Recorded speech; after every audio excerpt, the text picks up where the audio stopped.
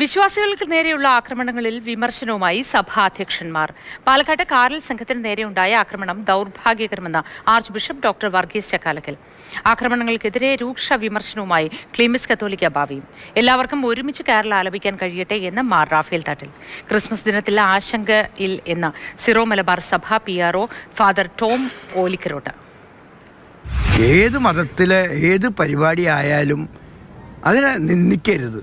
എപ്പോഴും അതിനെ നമ്മുടെ രാജ്യം അങ്ങനെയല്ലേ. നമ്മുടെ രാജ്യം എന്ന് പറഞ്ഞിട്ടുണ്ടെങ്കിൽ ഒരു മതേതരത്വ രാജ്യമാണ്.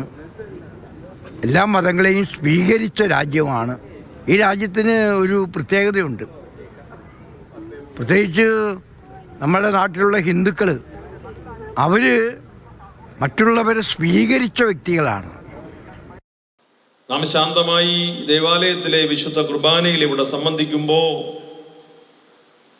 യേശുക്രിസ്തു ജനിച്ചിരിക്കുന്നു, സർവ്വലോകത്തിനും ഉണ്ടാകാനുള്ള സന്തോഷത്തിൻ്റെ വാർത്ത ഞങ്ങൾ അറിയിക്കുന്നു, ജോയ് ടു ദ വേൾഡ് എന്ന് പ്രഘോഷിക്കുന്ന കരോൾ സംഘങ്ങളെ ആക്രമിക്കുന്ന പ്രതികൂലങ്ങളായ സാഹചര്യങ്ങൾ ദേശത്തൊക്കെ വർദ്ധിച്ചു വരുമ്പോൾ നമ്മുടെ പ്രാർത്ഥനയിൽ ഈ പ്രിയ സഹോദരങ്ങളെ നാം ഓർക്കണം. വിശ്വാസത്തിൻ്റെ ഈ പ്രതിസന്ധികളുടെ നടുവിൽ നമ്മൾ നിരാശപ്പെടാതെ പ്രത്യാശയോടുകൂടെ തീർത്ഥാടനം ചെയ്യണമെന്നാണ് പരിശുദ്ധ പിതാവ് നമ്മെ ബോധ്യപ്പെടുത്തിയതും നമ്മെ ആഹ്വാനം ചെയ്യുന്നതും.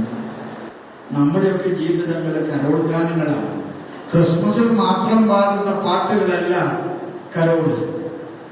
നമ്മുടെ ജീവിതത്തിലെ മറ്റുള്ളവർക്ക്